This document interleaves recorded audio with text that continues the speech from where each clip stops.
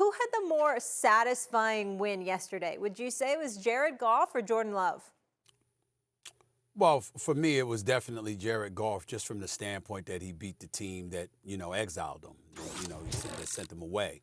When you think about Jordan Love, yes, your first playoff victory, it's against the Dallas Cowboys, the first number 7 seed to win a playoff game like that. We get all of that. But in all seriousness, when you consider that Jared Goff once was the quarterback for the Los Angeles Rams and they actually went to a Super Bowl, and then you pushed him out the door and let him know that, we prefer somebody else, which happens to be Matthew Stafford. Then you go, and not only do you win in Detroit, but you beat the team that let you go and the quarterback they let you go for. I think that resonates as well. And then last but not least, you hadn't won a playoff game. The franchise hadn't won a playoff game since 1991. And this was only their second playoff victory since they won a championship in 1957.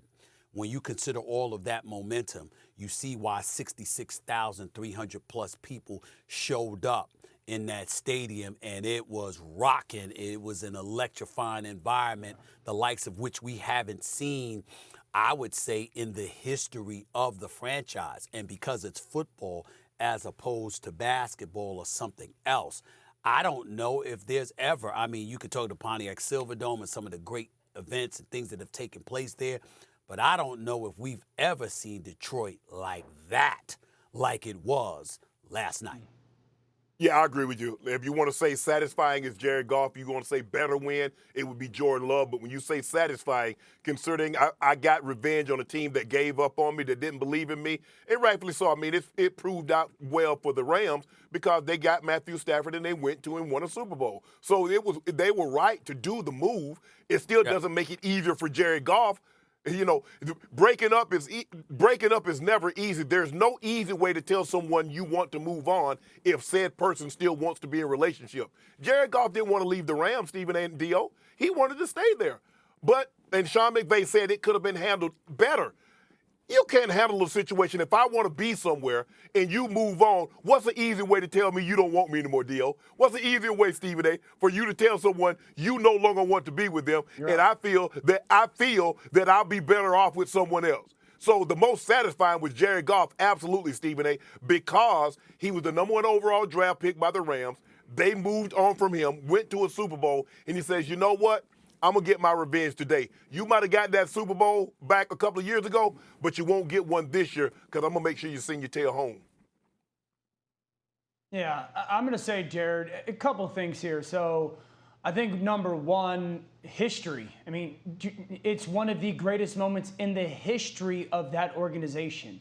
Jared Goff's name is at the forefront of that. I was with Jared his second year in 2017. I went out to the Rams, and I was with them.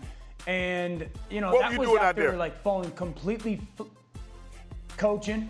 Oh, okay. Just holding a clipboard. Good job, Jared. Nice throw, man. Okay. Yeah, that was good ball. No, but all jokes aside, that was after his rookie year when he had fallen flat on his face. He was the number 1 pick and a complete bust of a rookie year. And all of a sudden the conversation is, well, this kid stinks, he can't play, he's stupid, he doesn't know defenses. And to then go to the Super Bowl as their starting quarterback and then get cast away, and to your point, Shannon, it paid off dividends for the Rams, and then to go win that game and put his name in history for the Lions organization, it's huge. And he is a 10 of a 10 human being. Everything that we say about Dak Prescott, Jared, and in many ways is. And then I also think the play call at the 2-minute warning, second down, the Rams have 1 timeout. I think so often, if you don't believe in your guy, you're running the ball and you're playing it safe. And I think the satisfaction that Jared must have had to get that play call in his helmet and I'm not taking a shot at Sean McVay. I think the world is Sean McVay, but to have a coach believe in you and be like, hey, we're going to put this game in your hands and throw it, I think has got to be one of the best moments of his career.